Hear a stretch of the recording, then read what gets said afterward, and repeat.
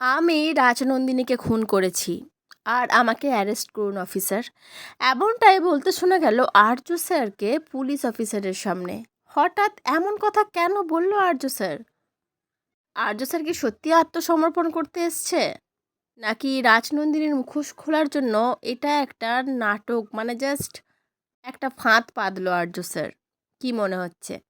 পুরোটা জানতে ভিডিওতে লাইক দিয়ে চ্যানেলটা সাবস্ক্রাইব করে দেখতে থাকুন। চিরদিনই তুমি যে আমার সিরিয়ালে এবার শুরু হতে চলেছে একদম ধামাকাদার একটা পর্ব। এবার আর্য স্যার দেখাবে তার ক্ষমতা, সে কতটা কি করতে পারে সেটাই এবার সবাই দেখতে পাবে। আর্য স্যারের ভালো মানুষই এবার সবাই দেখেছে, এবার দেখতে পাবে আর্য স্যার কতটা খারাপ হতে পারে। তো আগামী পর্বে আমরা এটাই দেখতে পাবো, অপর্ণা সিংহ রায় বাড়িতে গেলে রাজনন্দিনী তাকে অপমান করে সেই বাড়ি থেকে বের করে দেয়। অপর্ণা বেরোতে না চাইলে কিছু সার্ভেন্টকে দিয়ে অপর্ণাকে বের করে দেয়। তখন অপর্ণা বলে যায়, আমাকে বের করে দিচ্ছ ঠিক আছে, কিন্তু আমি আবার আসবো। এত সহজেই অপর্ণার হাত থেকে তুমি রেহাই পাবে না রাজনন্দিনী।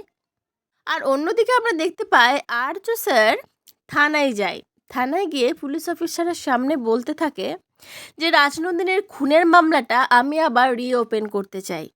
আর আমি আর্য সিংহ রায়, আমি স্বইচ্ছায় রাজনন্দিনীর খুনের জন্য আত্মসমর্পণ করছি আপনাদের সামনে।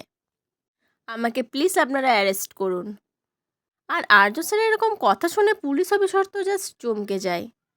মানে রাজনন্দিনী খুন হয়ে গেছে এটা সবাই জানে, কিন্তু রাজনন্দিনী যে আবার ফিরে এসছে এটাও সবাই জানে। তাহলে তাহলে আর্য স্যার কীভাবে রাজনন্দিনীর খুনের জন্য নিজেকে আত্মসমর্পণ করাতে পারে, শাস্তি পেতে পারে? মানে এটা পুলিশ অফিসারের মাথায় ঢুকছিল না।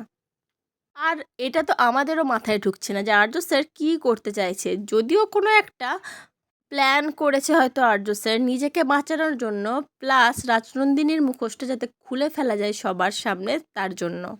এবার দেখার পালা আর্য স্যারের প্ল্যানটা কত তাড়াতাড়ি সাকসেসফুল হয়, রাজনন্দিনীর মুখোশটা কত তাড়াতাড়ি সবার সামনে খুলে যায়, আর আর্য অপর্ণা আবার একসাথে আর্য সিংহ রয়ের বাড়িতে সুখে সংসার করতে পারে।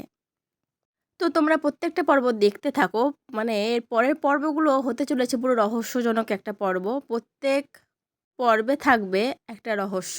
তো দেখতে থাকো। আর আজকের পর্বটা কেমন লাগলো অবশ্যই কিন্তু কমেন্ট করে জানিও। পরবর্তী আপডেট নিয়ে তাড়াতাড়ি আসছি, সঙ্গে থেকো, সাথে থেকো, চ্যানেলটা সাবস্ক্রাইব করে দিও। ধন্যবাদ।